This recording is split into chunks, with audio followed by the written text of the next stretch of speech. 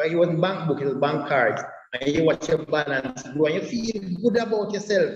It creates a responsible attitude from early.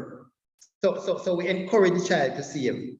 We can also reward them for saving. So if we realize that having encouraged the child to save, we realize that they have fallen into the habit of saving, we can subsidize the amount that they save. So if we look at it and say, all right, that child has saved $1,000 for the month, we say, all right, I go and match whatever you save. So you save 1,000, I go and put an additional 1,000 on it. Or 50%, you save 1,000, I will add 500 to it. Incentivize them for showing the discipline of saving, because saving is really a discipline, right? We can also compensate them for doing household chores. Some persons don't agree with this, but I think it's a good way to help children in this age group to plan ahead financially, compensate them for doing chores. So, you know, you didn't ask them to do something in particular. When you come home, you see that they use your initiative and got it done. Incentivize them. And when you incentivize them, you know, make sure that they save these monies, open a bank account for them, right? Open investment and savings account for them. Where I work at Sagicor Bank, we have what we call the Star Savers account. It's geared towards children from the age of 2, right, up to 13. So this 10 to 13 would fall in that category, Star Savers, where you can start from $1,000, right? As a matter of fact, we can start from $500 for the Star Savers account. It doesn't require much either. You know, you can, if you don't have an ID, you can just get a passport size picture that's stamped and signed by a JP, your birth certificate, and you would need to open this account with an adult. That's the Star Savers. Our Sagicor investment, they have what they call a Sigma accumulator, where that start again from $500. You can start that account with $500, and you put monies in that account, whether it be monthly or every 2 months or whatever. And this Sagicor accumulator, Sigma accumulator, you save towards your child's university education. So by the time they reach university, you know, if you again run up and down, if you find where the money will come from. This is what you speak about planning ahead. Planning ahead financially. Start with a Sigma accumulator from $500. If you put $500 in there every month, it might look small, but by the time the child grew from age 2 to age 18, you can imagine, you know, you would already, even if you can't fully cover the tuition, you'll be well on your way with your tuition for that child towards university education. Not just that, but these accounts offer the opportunity for the child to get scholarships. For the child to get scholarships. So when you have a Sagicor accumulator account, a Sigma accumulator or a Star Savers, when the child reaches university education, you can apply for a scholarship, right? And the child can benefit from that scholarship. In addition to that, we have a program that they call the internship program, where your child automatically can get an internship program where while they are going to university, they are allowed to work at the bank or an investment area once they would have had a Sigma accumulator or Star Saver. So these are ways that parents can assist children in planning ahead financially. So that's for the 10 to 13 age group. We look at the 14 to 17. 14 to 17, that's when the child is reaching adolescence, high school, college, university. In planning ahead, I encourage you that if you can lock in a holiday job, it works, it does wonders. So, you know, while you're on holidays now, if you can get a little work, a little job somewhere, when you work your money, you save it, you know, say, this is going towards tuition or stuff like that, can help with your book list and all of that.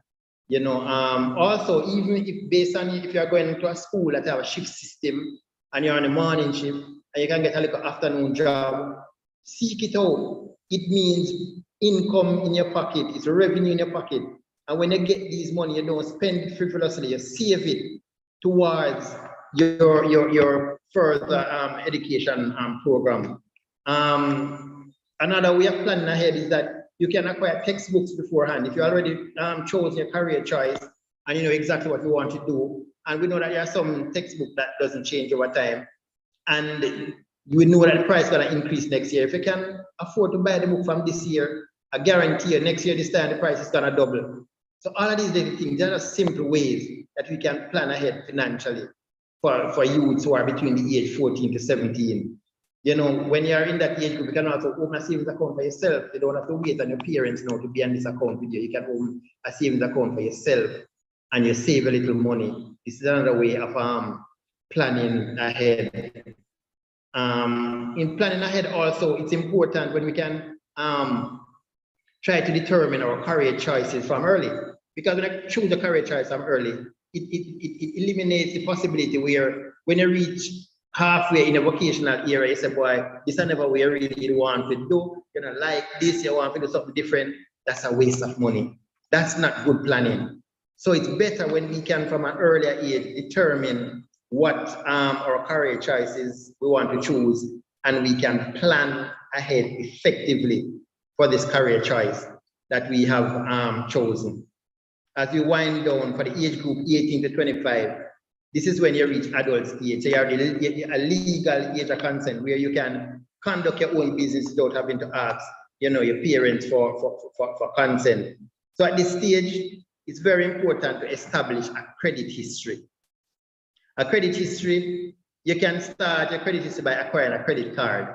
A credit card, you know, is a facility that the bank offers that you can have credit card that start from $50,000 with a limit of $50,000. Some persons say, well, I don't want no credit, but I guarantee you, when you reach further down in life and you want to purchase a home and you want to purchase a motor vehicle, when you approach a financial institution and you don't have any credit history, I guarantee you it works against you.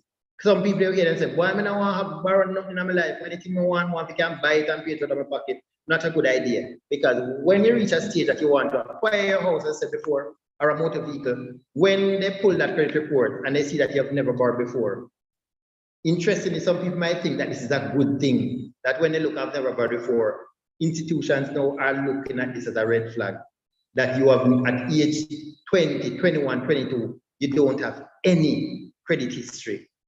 But when that happens, it gives you a lower rating on your credit report than if you have established any kind of credit history. So I encourage persons at an early age, once you become employed, you can start with a credit card with a limit of 50,000. You know, that now will have started a credit history for you. So as I said before, when you reach further down, you want to seek bigger financial funding from the institution, you'd have already established a credit history.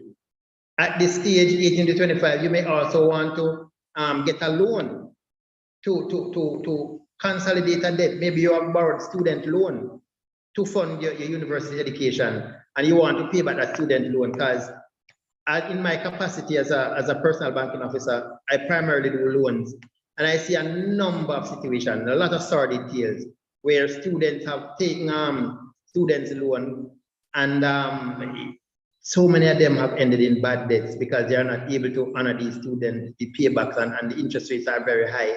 So if when you leave university and you have gotten into a job, it's a good thing to come into a financial institution, consolidate that student loan, pay off that student loan, right? Because the interest rate on the student loan is way, way higher than what you would get a loan for at a commercial bank.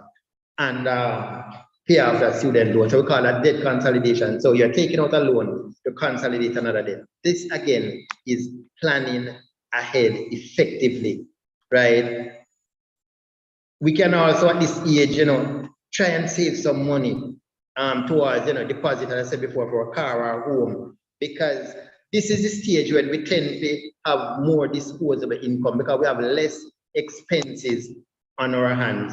So in a sense, when we're talking about planning ahead effectively, when you're at this stage of life, 18 to 25, this is when you have your least amount of expenses, least amount of debt. A lot of us here may still be living with parents at this stage. So while they don't have rent to pay and don't have mortgage, a part of effectively planning ahead is to save as much money as you can at this point in your life. For those of us who may still be living at our parents' home, in planning ahead effectively, it's always a good thing to start acquiring personal stuff for ourselves, right? That's a part of financial planning ahead. So why if you're still living with your parents and you can buy a bed and you buy your Chester drawer or your TV or the little thing. So when you decide to leave out from your parents' house, then you would have already acquired some amount of the furniture and appliances that you're gonna need to move out on your own. When you don't plan ahead and you don't acquire any of these while you had these disposable income, when you're ready to move out, now you have to go buy everything one time. I guarantee you, it's gonna be a headache and a heartache, not just on your brain, but also on your pocket. So as part of planning ahead, those of us who still live with our parents try to start acquiring the furniture and appliances right there and then. So when you're ready to branch out on your own, you don't have to start from scratch at that point. That's a very, very important section or part of planning ahead. So in closing, as you reflect on the importance of planning ahead, I want to end the same way I started. If you fail to plan, then plan to fail. If you fail to plan, then plan to fail. And I'm sure that none of us here, none of our young people here this evening plan to be any kind of financial failure, right? Because you did not plan ahead effectively.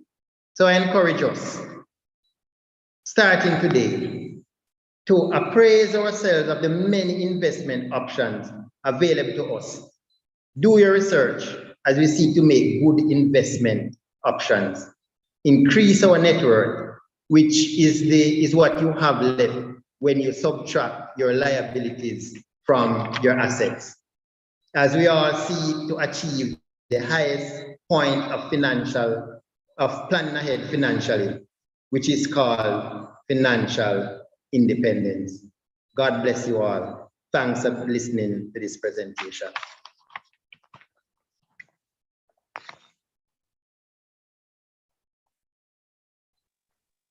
Thank you so much, Brother Baxter. I feel like a person who is almost overwhelmed and excited for all that you shared. I feel as though just the breath of you would have said, I feel like I'm already so informed, right? It's a pleasure to have heard from you and to have learned so much. I don't think I would have thought of some of the things that you said. So I'm so glad that I did this opportunity. I'm so happy that we're live streaming so that other persons can get to learn about this. Right. So we do have some questions, right? We do have some questions from some persons that asked before. So I'm going to just ask two of them. Also, persons that are online now, there will be a session for you, which is now, for you to raise your hands and indicate whenever you have a question. All right. And the first question is, what is a budget? We get our first paycheck. What we do? How we spend it? We just squander it. What do we do? All right. What is a budget? That's a very, very, very, very good question, because as we seek to plan ahead financially, then a budget is of critical importance, right? So a budget is really, we look at our income, right? And then we make a list of all the expenses that we have. Let's say we do our budget on a monthly basis, because we get paid, let's say monthly then. So we get paid every month, and we look at, one of the things is that your income will not change, right? So when we are creating a budget, we are comparing what we are earning, our salary, with the expenses that we have to cover each month from that income. So our income will not change. When we are creating a budget, if we want to consider ourselves to be in a stable financial position, then our assets, which in this case is our salary, must at all times exceed our liabilities, which are our expenses. So when we are creating a budget, we look at what are the things that we have to acquire or obtain from our salary this month. So let's say, for example, all right, you're working, all right, so let's say you're earning $100,000 for conversational purposes. You're earning $100,000 for the month. That will not change, that is fixed. How much out of this $100 is gonna come out as expenses for the month? All right, let's say you live in St. Anne's, but you work in Ochi. You don't own a car yet, so you work out, it's $170 from St. Anne's to Ochi, and $170 go back. So that's $340. So every day, $340 for your fare, and you're gonna multiply that by 5 you work 5 days a week, right? So let's say that work out to, let's say $2,000. Just say argument, conversation purposes. You're gonna put down that $2,000 as expense. You have to eat lunch. So let's say you're a KFC person, because you guys are young people, you love KFC and Burger King and Pizza Hut. So let's say your lunch is $1,000 every day. You work 5 days a week. So that's 5,000 for the week. It's month you're talking about, four weeks in a month. 4 is 20.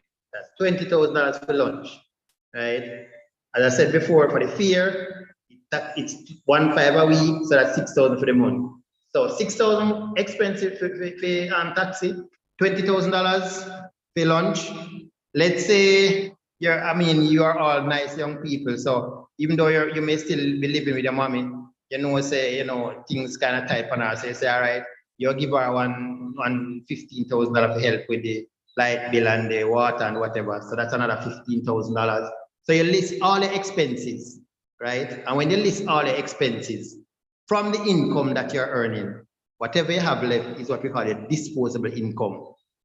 So when you're making a budget, you have to make sure that when you when you list all of what you have as expenses, it should never, ever, ever exceed your income.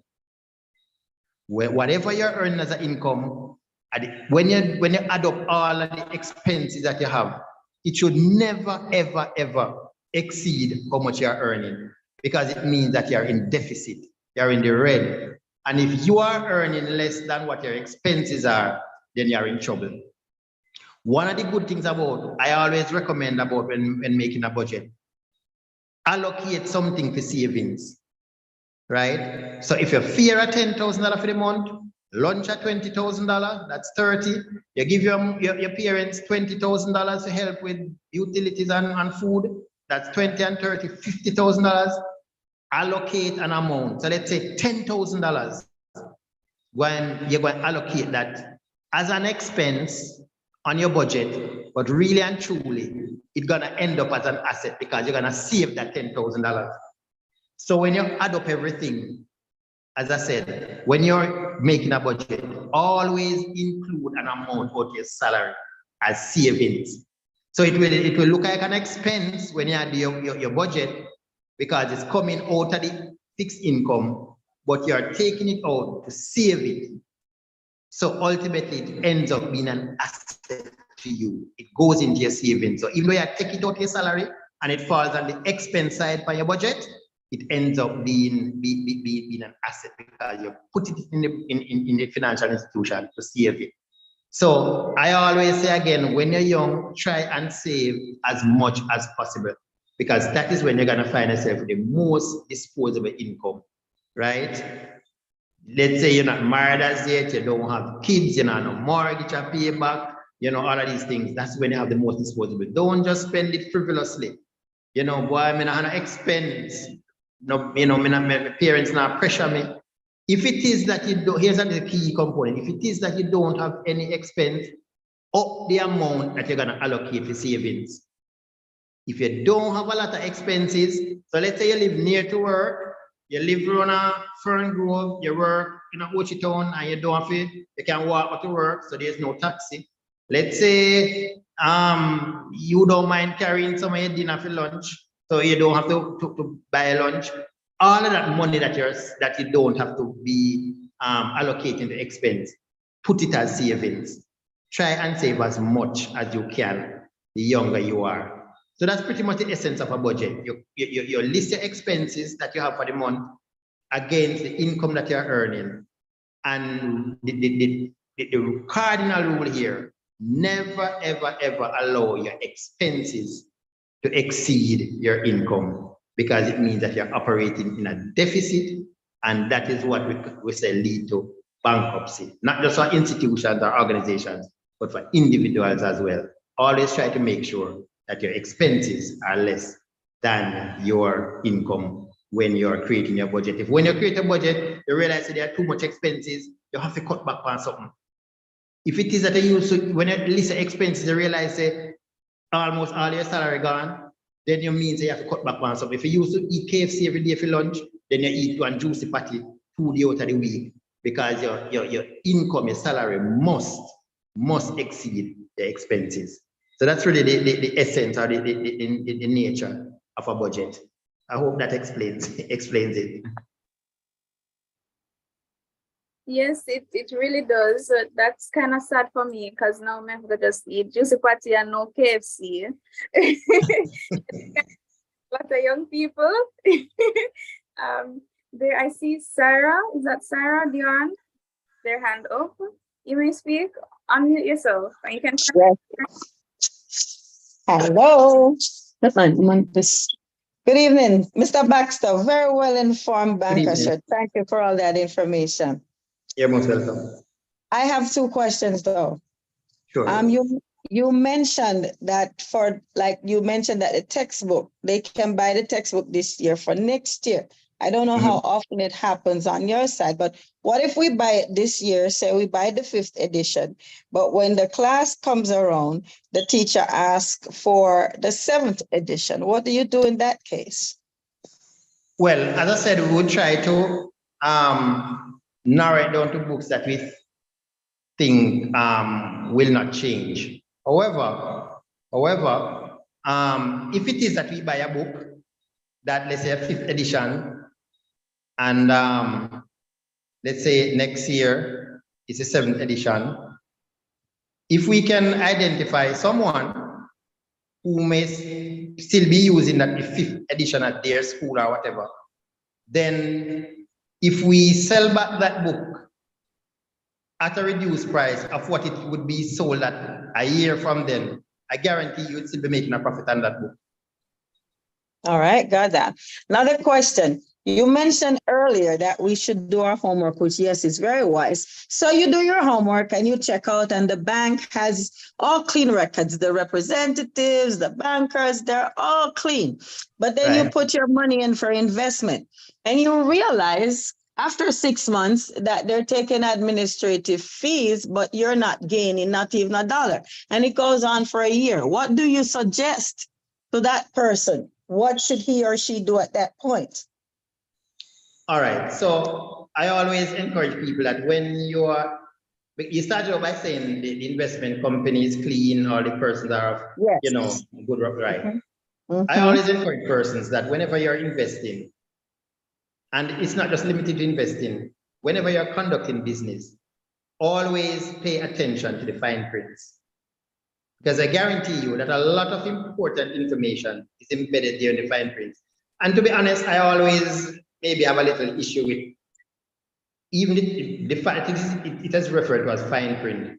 Why is this area of the document that we are signing, that is of such critical importance, is so finely written? I think more than anything else, that area should be even more bold than the other areas of the document, because a lot of the time, in those fine prints are embedded a lot of clauses that we tend to miss, because a lot of time we just pay attention to the main areas and the areas that jump out at us.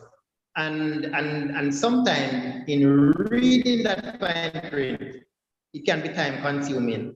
So a lot of persons choose not to read the fine print, and it's after they have entered into the contract agreement and arrangement, and just like what you said, after you've gone a certain time in it, you realize that you're not earning any monies on it and administrative fees are coming out. But I want to tell you that I can't think of any investment option that you'll enter into that there are no administrative fees. There are going to be administrative fees. So I encourage persons that if you are investing your money with any financial institution, and the investment officer that is attending to you makes no mention of administrative fees. It is your legal right to ask what are the administrative fees associated with this particular product. All right, I Because think there you're off is. track.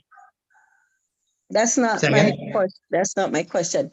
Okay, let's go to where, all right, I am up to par with everything and I've read the fine prints. My concern is not the administrative fees because we know it's there. But I'm Right. saying you go in and you explain, you read the fine prints, but even after a year, you haven't even gained $1 on what Right. you have invested. What do you do at that point? What do you suggest to that All right. person? Okay, got you. All right, so there are certain investment options that you can enter into. And at the end of 6 months or a year, whatever, you realize that you have not made any money on it. In fact, there are investment options you can enter into. After a year, you realize that you have lost, right? And that is why when you are doing an investment, they tend to find out what your risk appetite is. They call it the risk appetite. How when are you to be able to absorb losses? So I'll use, for example, let's say the stock market, right? And you invest in the stock market. Let's say, for example, let me use my company that I work with. Let's say you buy some stocks in Sagicor, and when you buy those stocks, one of the stocks was valued at say $20, right? And you invest a certain amount in it. Let's say 6 months from now or a year from now, let's say something happens at Sagicor that create some unfavorable news, right? Create some unfavorable news. And people start feeling unsafe at Sagicor, and people start to pull out their monies and say, boy, I don't want my money over this, and I don't feel some money safe. And Sagicor start to lose customers. Automatically, Sagicor stocks are gonna fall on the stock market. So if it is that you go in at that point when Sagicor stocks have fallen, say from $20 per share to $10, then if you're going to cash in your investment, then you'd have lost, because your investment, let's say, which was valued, let's say 200,000 last year, when each share price was $20, the share price has fallen to $10.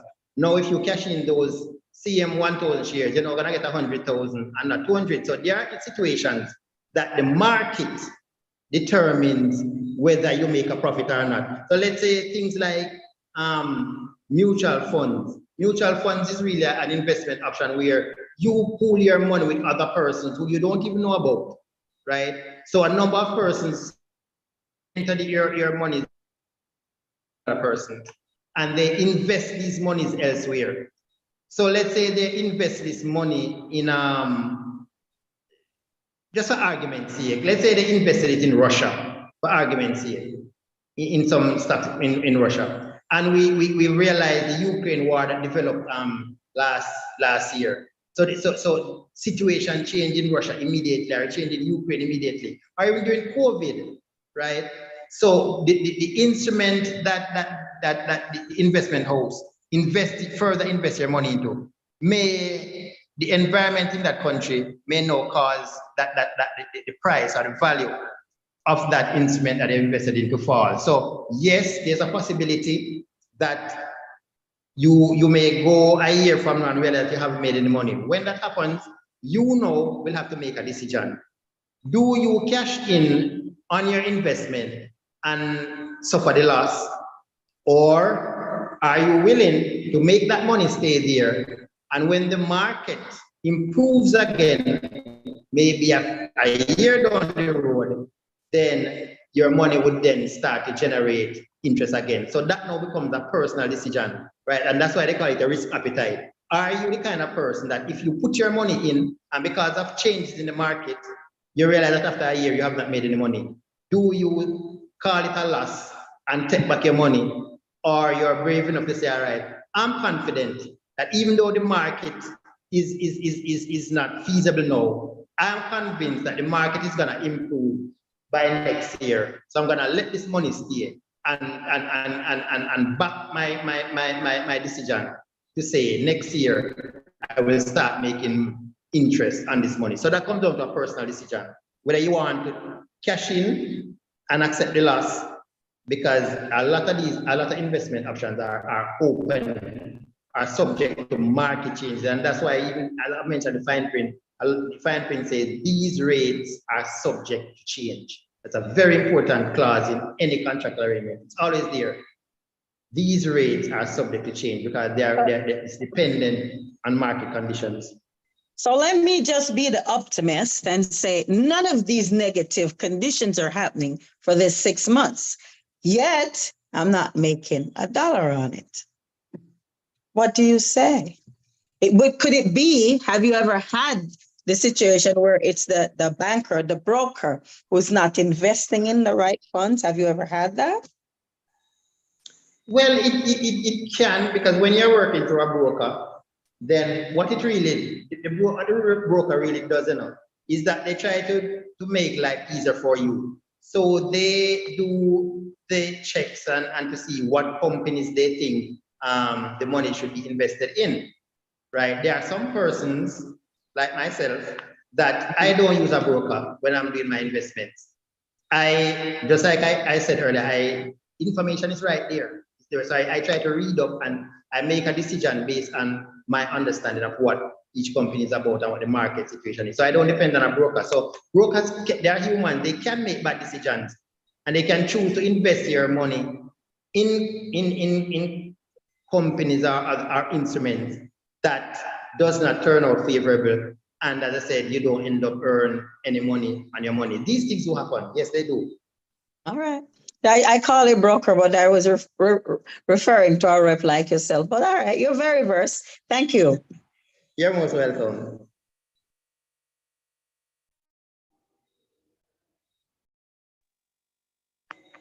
For the next question, so you spoke about us young person, 18 to 25, right? We should ensure we're acquiring our furniture from now so that we don't have a heartache or a headache in the future when we get the house, right? For that, do we actually get a house first or a car? All right, very, very good question. I'm really liking these questions. I mean, they are so in-depth and you know, I'm really proud of my young people. I mean, and all participants here this evening for these questions. Real good questions. And it's one of those questions that persons have struggled with. A lot of persons. In my daily interactions and when I conduct interviews and I'm doing loans and stuff like that, that's one of the questions that people ask a lot. Should I acquire a house or a motor vehicle first? To be honest, we are socialized here in Jamaica that people should have a house before they have a car. Have a roof over your head before you think about motor vehicles. And this genesis, I think it arises from the fact, and this is now a fact, that a house is really considered an asset, while a car is a liability. And I'll quickly explain why. The house, the value of the house will always appreciate, or 9 times out of 10 will appreciate. Because let's say, for example, you buy a house at a new development, and let's say you buy that house for $20 million, and you are the first person who moved into that development, and you bought your house at $20 million. And let's say it's 50 houses that is in development. The more people who acquire houses and start to live in that community, the more the value of your house appreciates. To the extent whereby a lot of people enter into this as a business. They buy a house for $20 million, and 2-3 years down the road, those same houses that you've bought for $20 million is now selling for $30 million. So in 2 years, you can make $10 million profit on your money that you can't get that in no other kind of investment.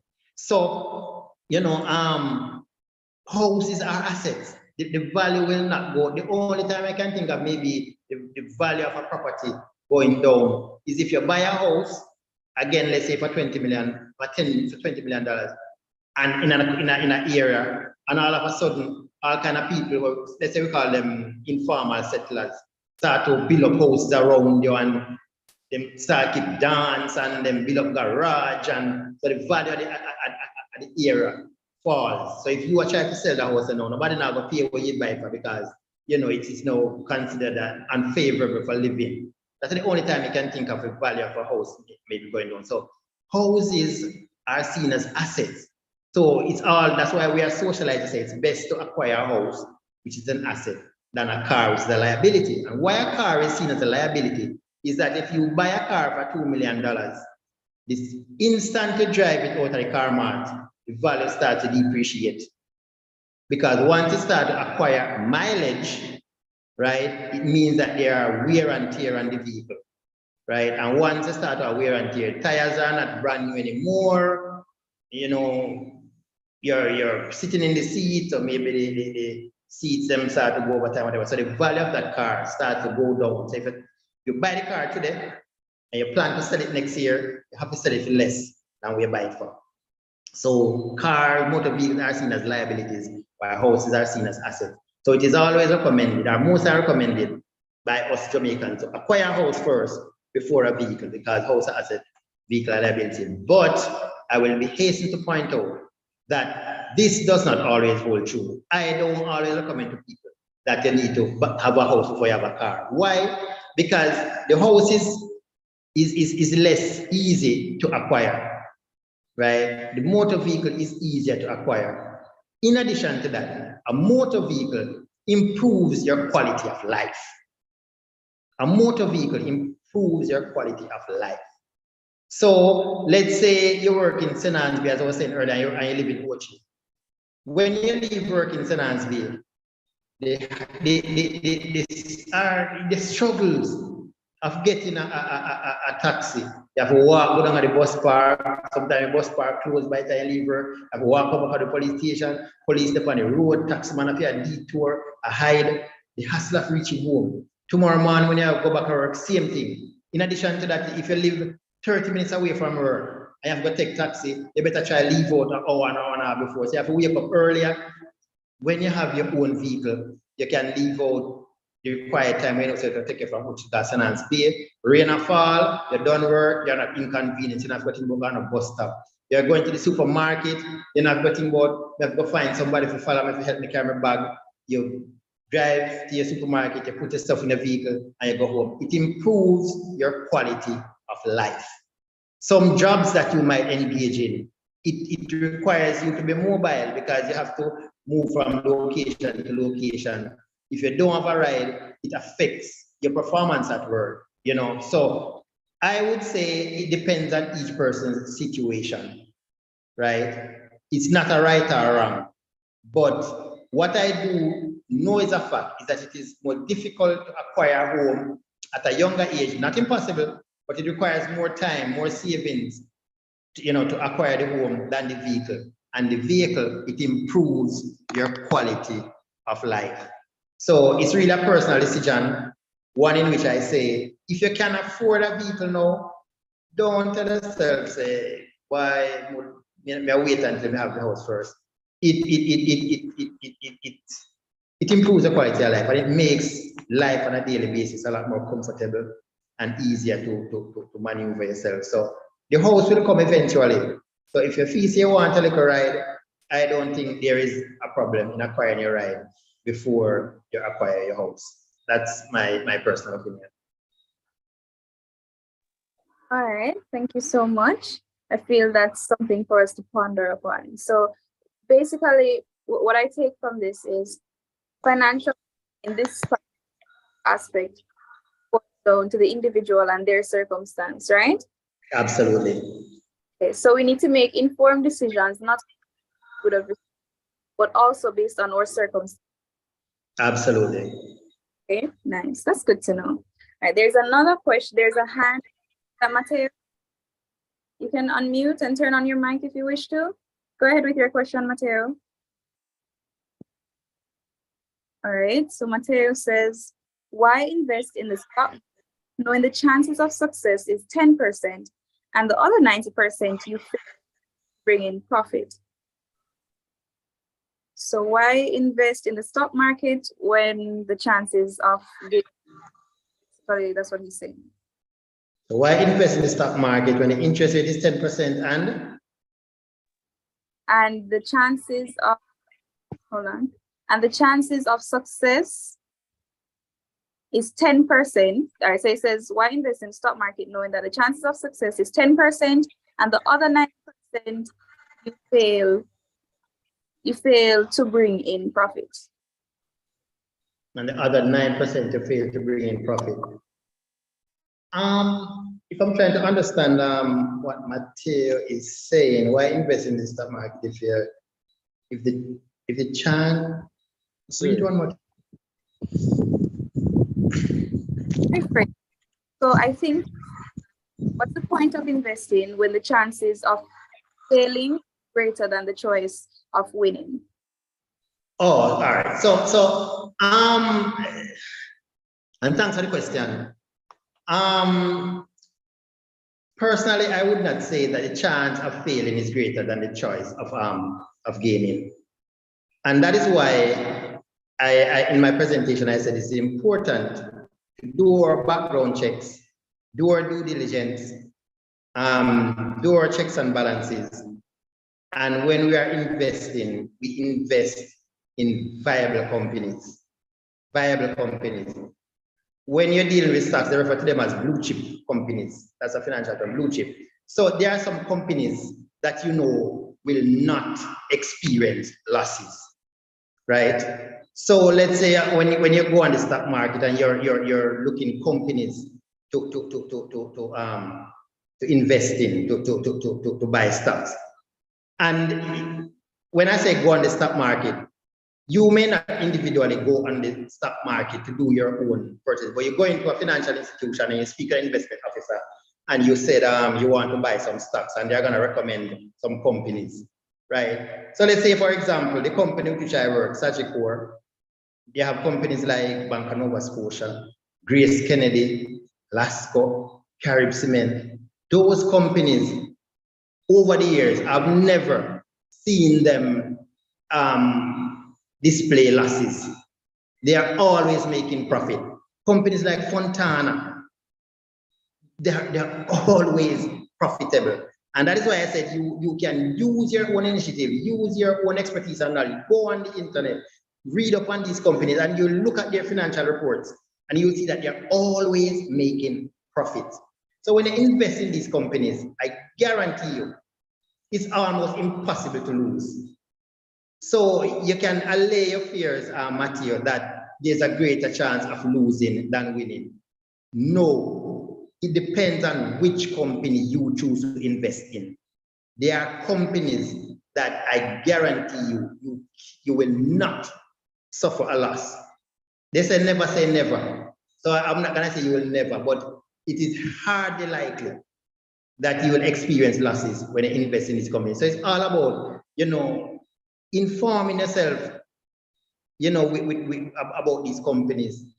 And if it is that you choose a broker or you go into an investment house, let them explain to you. If you ask them, say, recommend 2 companies to me that I can put my money in. And let's say, for example, they say Trans Jamaica Highway, Trans Jamaica Highway is another company that's on the stock market. And it's a Trans Jamaica and let's say Tropical Battery, right? Those are on the stock market also. Then the next question you're gonna ask them, why are you recommending these companies to me? What about these companies? Why you think they are good options?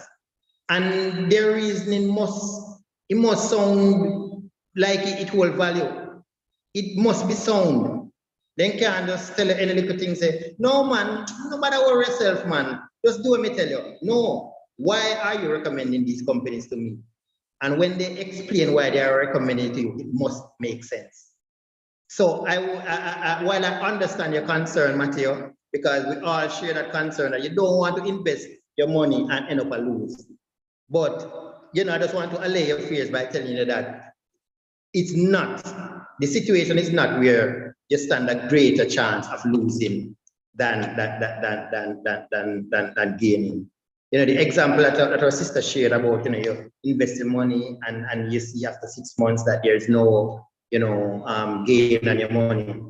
these cases don't happen often. They do happen, of course, I'll be first to admit, they do happen, right? But they don't happen frequently. So, you know, I would want to allay your fears, you know, that when you invest, there's a greater chance of losing than winning. No, that's not the case.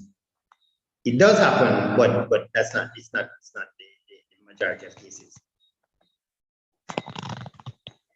Thank you. I feel we're a bit more comfortable with that response. Are we, Mateo? Please confirm in the chat section.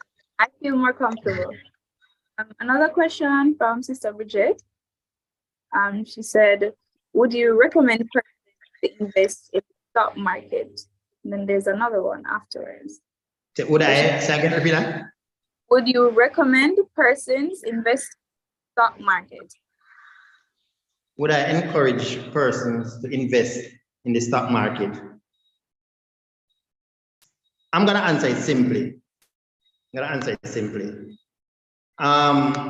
a Christian, I believe in honesty. And I'm going to use myself as example. I invest in the stock market. I'm not afraid to say that. I invest in the stock market because it is credible. For a company to be listed on the Jamaica Stock Exchange, they have to go through a lot of due diligence, a lot of rigors and information gathering, and you have to meet certain criteria. The company has to be performing over a certain period of time. The directors, your board must be persons of reputable character. You know, your performances must stand the test of time, not just a flash in the pan. 1 year it look good and then whatever, it has to be a sustained period. So when you see a company that is listed on the stock market, it's a credible company. It is a credible company, right? Because you don't just apply to be on this Jamaica stock and get there. No. So you have to be a credible company. And the other thing I want to say is that once you have done your due diligence, right? So is it a good you recommend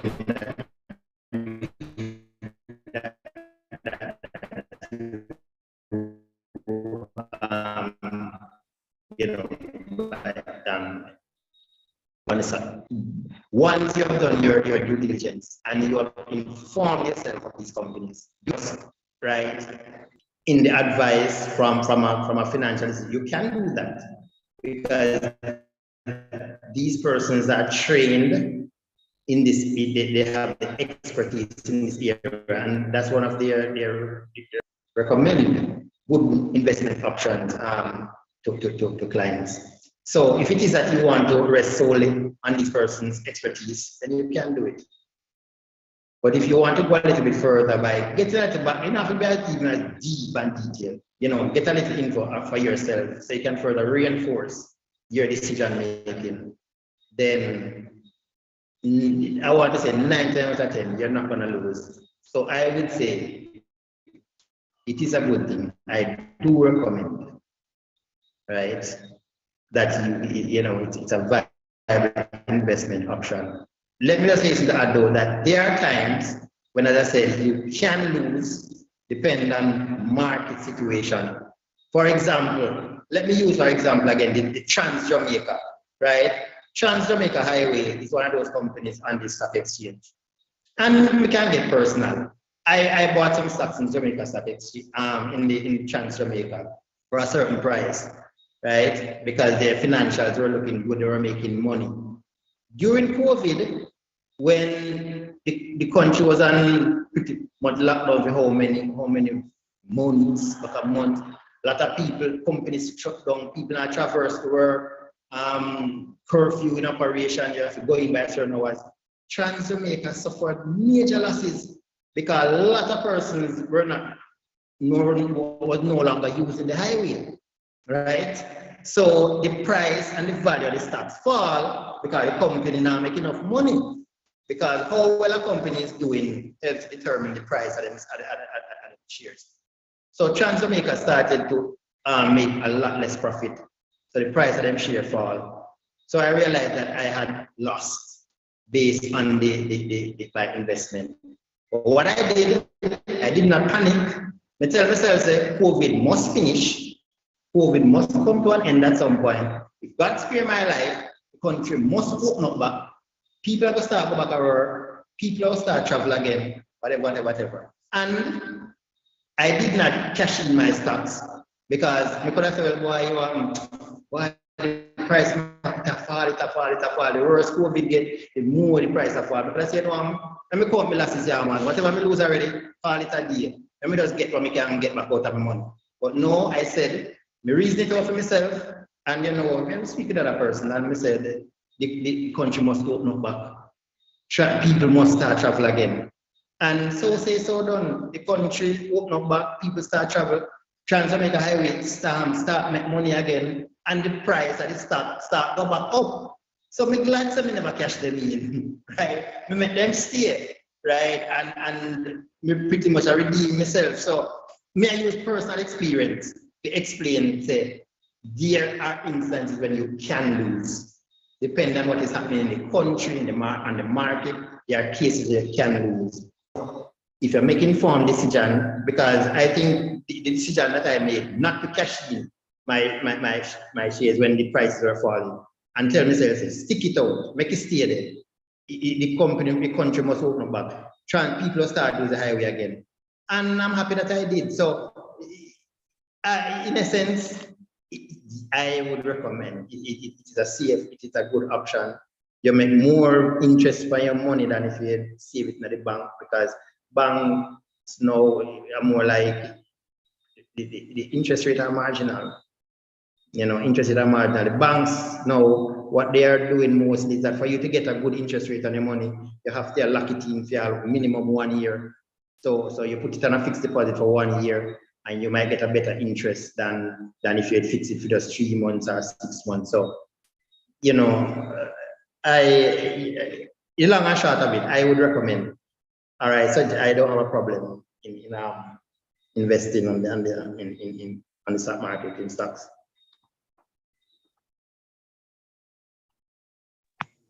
So it takes a lot of faith in stocks and strong faith, right? Right, absolutely.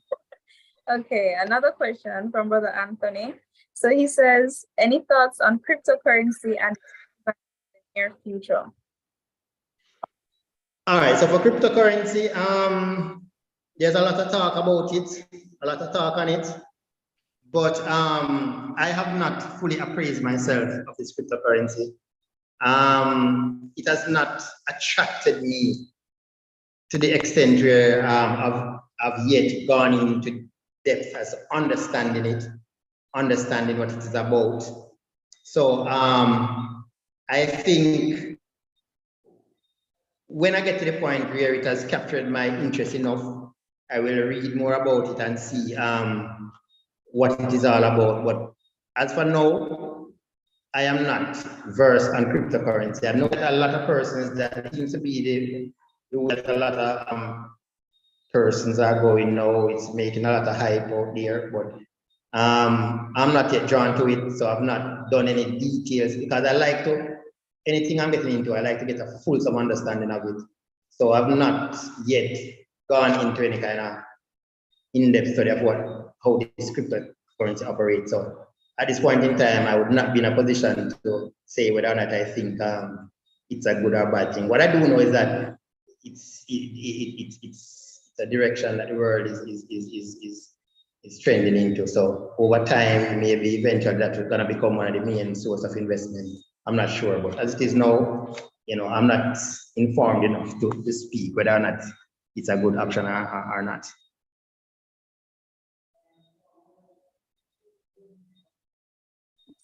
Okay, thank you so much for answering those questions. I'm not certain if anyone else has any more, but for now we will play the song Trust in You.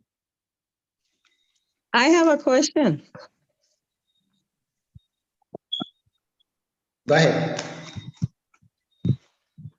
Mr. Baxter. Yes. Thank you for your honesty. But I from a Christian perspective, and I'm not claiming to be a Christian, But do you ever consider like buying stocks, like placing a bet? And would you compare it to gambling? No, I don't think purchasing stocks is that would be considered gambling. Placing a bet? It's not placing a bet. So No, say it's not. No. buy. Okay. No, I it's just not. want to know. Okay. Thank you. All You're right. most welcome.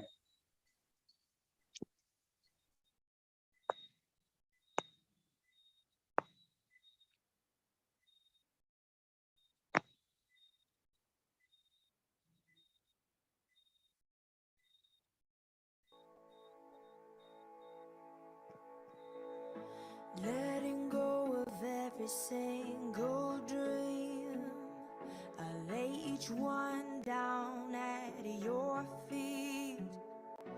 Every moment of my wandering never changes what you see. I've tried to win this war, I confess. My hands are weary, I need your rest. Mighty warrior, king of the fight. No matter what I face, you're by my side. When you don't move the mountains, I'm needing you to move. When you don't part the waters, I wish I could walk through. When you don't give the answers, as I cry out to you, I will trust, I will trust, I will trust in you.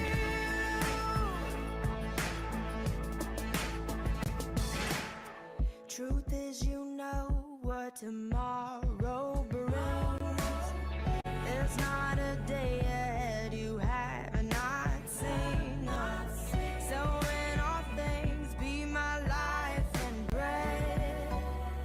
I want what you want, Lord, and nothing less. When you don't move the mountains, I'm needing you to move. When you don't part the waters, I wish I could walk through. When you don't give the answers, as I cry out to you, I will trust, I will trust, I will trust in you. I will trust in you.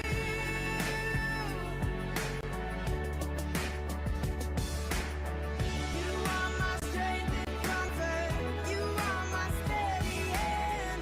You are my firm foundation, the rock on which I stand. Your ways are always higher. Your plans are always good. There's not a place where I'll go you've not already said. When you don't move the mountains, I'm needing you to move. When you don't part the waters, I wish I could walk through. When you don't give the answers, as I cry out to you, I will trust, I will trust, I will trust in you. I will trust in you. I will trust in you. I will trust in you.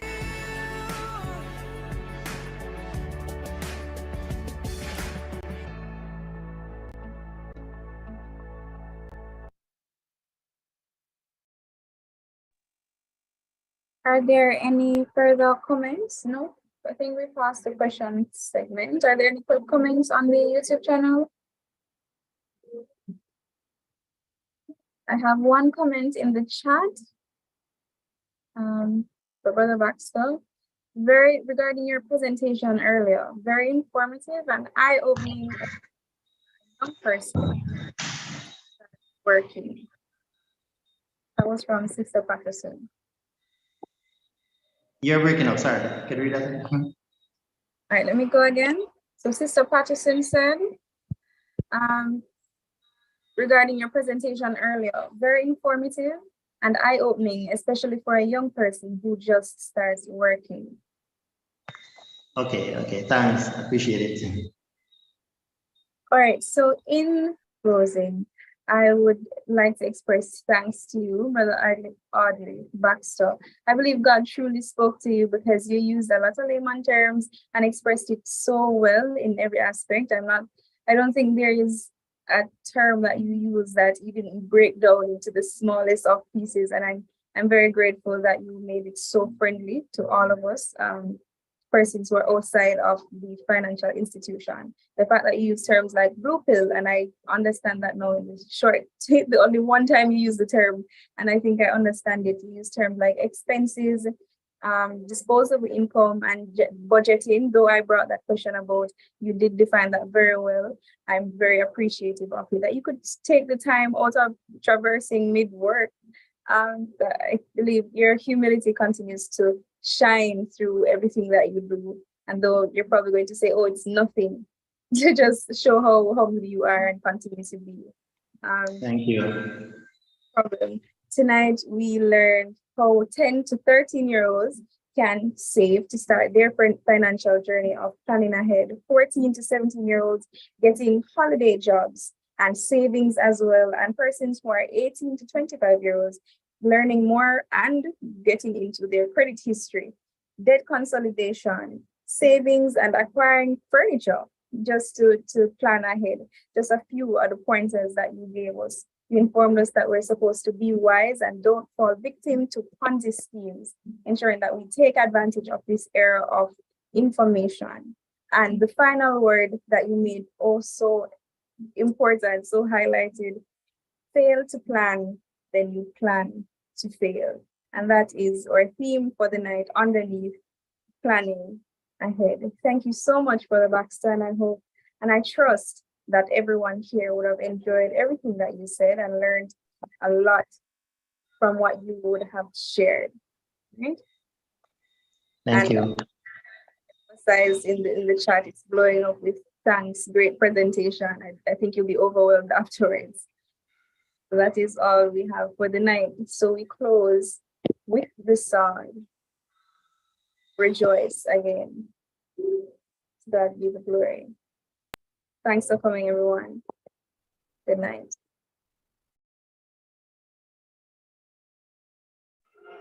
Good night.